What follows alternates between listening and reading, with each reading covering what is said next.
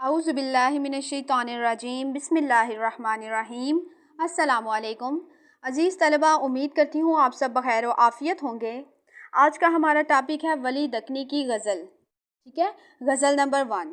تو سٹارٹ کرتے ہیں۔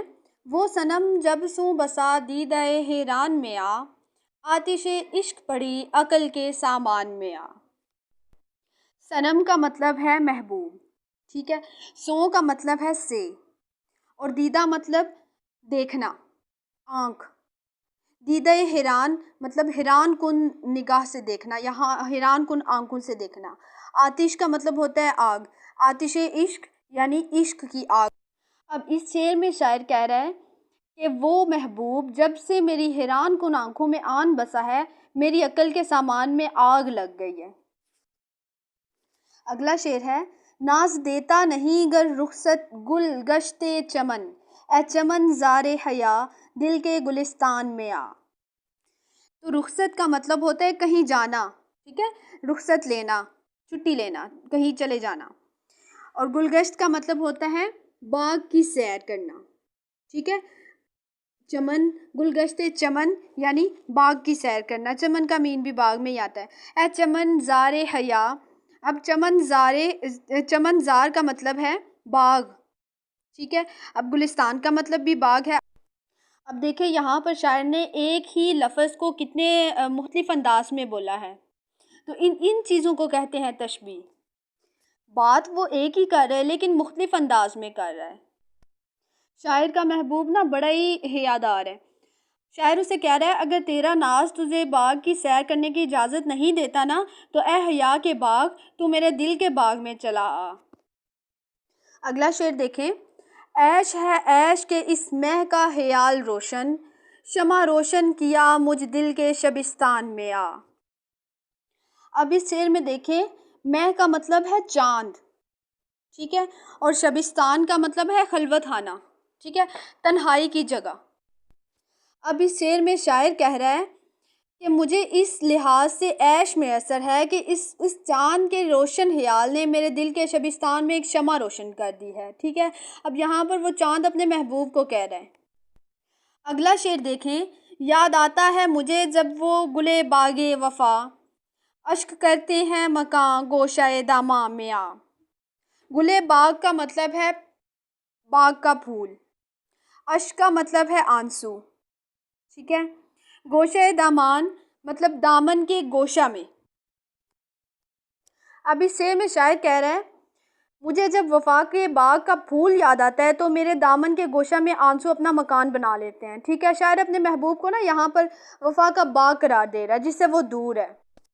اگلا شعر دیکھیں، موج بے تابی دل اشک میں ہوئی جلوہ نما، جب بسی زلف صنم تباہ پریشان میں آ۔ اس شعر میں دیکھیں، موج کا مطلب ہے خیال آ جانا، ٹھیک ہے، موج آنا یعنی خیال آ جانا، اور بے تابی کا مطلب ہے بے تاب ہو جانا یعنی پریشان دل، پریشان طبیعت ہو جانا، ٹھیک ہو گیا۔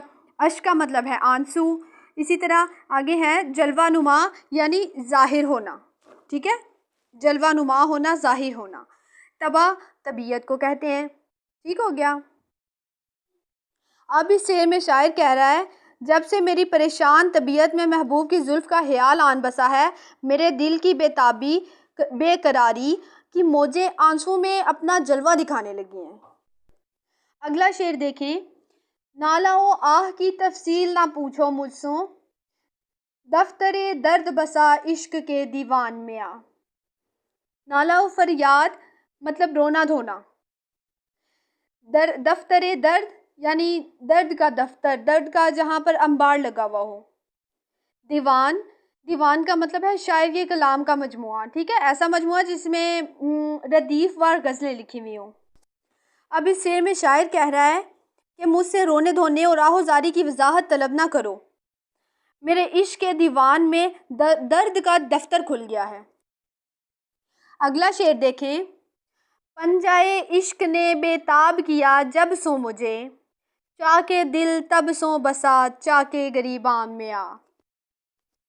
پنجائے عشق مطلب عشق کا پنجہ، عشق کا چنگل، ٹھیک ہے، چاک یعنی کٹی ہوئی چیز، چاک کی ہوئی، ٹوٹی ہوئی چیز، ٹھیک ہے. چاک دل یعنی کہ چاک کیا ہوا دل، کٹا ہوا دل، ٹوٹا ہوا دل. اب اس شعر میں شاعر کہہ رہا ہے کہ جب سے مجھے عشق کے پنجے نے بےتاب کیا ہے، تب سے دل کا چاک گریبان کے چاک میں آن بسا ہے. اگلا شعر دیکھیں. دیکھ اے اہل نظر سبزۂ خط میں لب لال، رنگ یاقوت چھپا ہے خط ریحان میں آ. اہل نظر کہتے ہیں نظر رکھنے والے کو، ٹھیک ہے، دیکھنے والے کو. سبزۂ خط کا مطلب یہاں پر ہے ایسے نوجوان جن کی نا ابھی نئی نئی داڑھی مونچھیں نکلی ہوں تو اس علامت کو سبزۂ خط کہتے ہیں، ٹھیک ہے، نیا نیا جوان جو ہوتا ہے. لب یعنی ہونٹ، لال سرخ رنگ کو لال بولتے ہیں، ٹھیک ہے. معشوق کے ہونٹ یہاں پر تشبیہ دی گئی ہے، ٹھیک ہے. لب لال یعنی کہ معشوق کے سرخ ہونٹ. یاقوت ایک نا قیمتی پتھر کو کہتے ہیں جس میں نیلا، سرخ، زرد، سفید سارے رنگ ہوتے ہیں. اور لیکن یہاں پر نا شاعر نے اسے سرخ رنگ سے تصور کیا ہوا ہے. خط ریحان، ریحان جو ہے نا یہ ایک خوشبودار پودا ہوتا ہے، ٹھیک ہے. تو خط ریحان ایک قسم کا رسم الخط. اب شاعر اپنے دوست و احباب کو مخاطب کر کے کہہ رہے ہیں، اے دیکھنے والو دیکھو، محبوب کے سبزۂ خط میں اس کے سرخ ہونٹ تو دیکھو، جیسے خط ریحان میں یاقوت کا رنگ گل مل گیا ہو. ٹھیک ہے. اگلا شعر دیکھیں. حسن تھا پردہ تجدید میں سب سو آزاد، طالب عشق ہوا صورت انسان میں آ. تجدید کا مطلب ہے خلوت یعنی تنہائی کی جگہ. پردہ تجدید یعنی کہ تنہائی کا پردہ. اب یہاں پر شاعر کہہ رہا ہے کہ حسن جب تک تنہائی کے پردہ میں مستور تھا تو وہ ہر قید سے آزاد تھا، لیکن جب وہ انسان کی صورت میں حویدہ ہوا تو اس کو عشق کا طالب ہونا پڑا. ٹھیک ہے. اگلا شعر دیکھیں. شیخ یاں بات تیری پیش نہ جاوے ہرگز، عقل کو چھوڑ کے مت مجلس رندان میں آ. پیش نہ جاوے کا مطلب ہے اثر نہ ہونا، ٹھیک ہے، پیش نہ جانا. رند کا مطلب ہوتا ہے صوفیہ، ٹھیک ہے، صوفی لوگ، یعنی ایسا شخص جس کا ظاہر اور باطن سب اچھا ہو. اور مجلس رندان یعنی صوفیہ کی مجلس، صوفیہ کی محفل. شاعر کہہ رہے ہیں، اے شیخ یہاں تیری باتوں کا کوئی اثر نہیں ہوگا. اگر تجھے رندوں کی محفل میں شامل ہونے کا شوق اتنا ہی ہے تو عقل کو تر کر کے اس کی محفل میں شامل ہو سکتا ہے. اگلا شعر دیکھیں. درد منداں کو بجز درد نہیں سعید مراد، اے شہ ملک جنون غم کے بیابان میں آ. بجز کا مطلب ہوتا ہے سوائے، ٹھیک ہے. سعید کا مطلب ہوتا ہے شکار کرنا. سعید مراد یعنی مراد کا شکار کرنا، یعنی کوئی مقصد ہونا. ٹھیک ہے. یہاں پر شہ جو لکھا ہوا ہے نا اس کو نا بادشاہ سے تشبیہ دی گئی ہے. ٹھیک ہے. ملک جنون یعنی جنون کا ملک، دیوانگی کی حالت کو کہتے ہیں. بیابان یعنی ویرانہ، جہاں پر کوئی چیز نہ ہو. اس سے میں شاعر کہہ رہے ہیں کہ اے جنون کے ملک کے بادشاہ، غم کے بیابان کی طرف چلو، کیونکہ درد مندوں کو اس کے سوائے اپنے کسی مطلب کا کوئی شکار نہیں. اگلا شعر دیکھیں. حاکم وقت ہے تجھ گھر میں رکیب بدخو، دیو مختار ہوا ملک سلیمان میں آ. رکیب یعنی کہ محبوب کے عاشقوں میں سے کوئی ایک ہو، ٹھیک ہے. بدخو یعنی بری عادتوں والا. دیوتا کو بولتے ہیں، ٹھیک ہے، بھوت کو. ملک سلیمان کا ملک. اب اس سے میں شاعر کہہ رہا ہے کہ اے محبوب تیرے گھر میں بد مزاج رکیب یوں حاکم وقت بنا ہوا ہے جیسے حضرت سلیمان کے ملک میں کسی دیو نے خود مختاری حاصل کر لی ہو. ٹھیک ہے. حضرت سلیمان علیہ السلام جو تھے انسانوں کے علاوہ ان کو پریوں اور جنوں اور دیووں وغیرہ پر بھی حکمرانی کا اعزاز حاصل تھا. اگلا شعر دیکھیں. چشمہ آب بقا جگ میں کیا ہے حاصل، یوسف حسن تیرے چاہے زنخدان میں آ. چشمہ یعنی پانی یا آب کا چشمہ، ٹھیک ہے. آب بقا کہتے ہیں آب حیات کو، ٹھیک ہے، وہ پانی جس کے پینے سے موت نہیں آتی. جگ دنیا. اسی طرح یوسف حسن حسینوں کا بادشاہ، حسین ترین محبوب، ٹھیک ہے، کیونکہ حضرت یوسف علیہ السلام بہت زیادہ حسین تھے، اس وجہ سے یہاں پر حضرت یوسف حسن کو تشبیہ دی گئی ہے. چاہ یعنی کنواں. چاہے زنخدان تھوڑی کا گڑھا، ٹھیک ہے. اب اس شعر میں شاعر کہہ رہا ہے کہ اے یوسف حسن، میں نے دنیا میں آب حیات کا چشمہ پا لیا ہے جو تیری تھوڑی کے گڑے میں ہے۔ اگلا شعر دیکھیں، جگ کے خوباں کا نمک ہو کے نمک پروردہ، چھپ رہا آ کے تیرے لب کے نمکدان میں آ۔ جگ یعنی دنیا، خوبان یعنی خوبصورت حسین ترین چیز، لب یعنی ہونٹ۔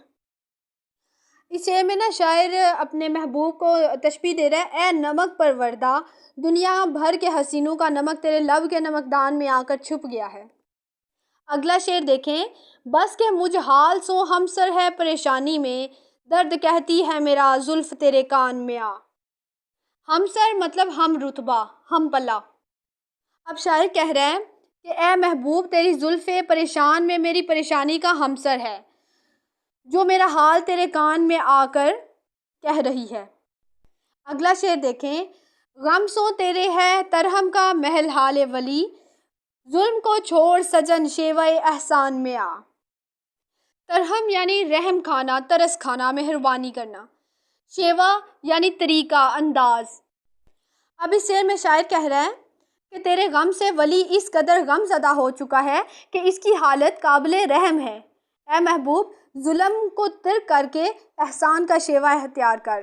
جی تو طلبہ، آج کا ہمارا ٹاپک تھا ولی دکنی کی غزل نمبر 1۔ تو اس کا میں نے آپ کو مشکل الفاظ کے مطلب بتا دیے ہیں اور ترجمہ بھی کر دیا ہے۔ اور اب اگر تشریح کرنے میں آپ کو کوئی مشکل پیش آتی ہے، کوئی دقت ہوتی ہے، تو آپ مجھے کمنٹس میں پوچھ سکتے ہیں۔ تو نیکسٹ انشاءاللہ اگر آپ کو زیادہ مشکل پیش آئے تو ہم اسی پہ دوبارہ سے ویڈیو بنائیں گے۔